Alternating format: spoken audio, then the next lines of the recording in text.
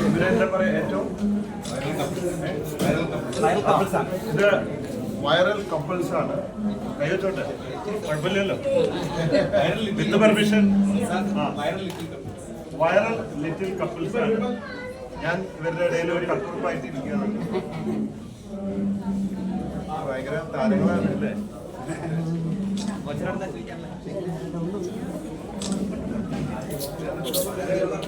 ഇവര് പ്രേമിച്ച് കെട്ടിയതാണ് അല്ലേ? ഞാൻ കെട്ടിയതിന് ശേഷം പ്രേമിച്ച ഞങ്ങള് ഗ്രൂപ്പ് കൂടെ കണ്ട് ഇഷ്ടപ്പെട്ടു.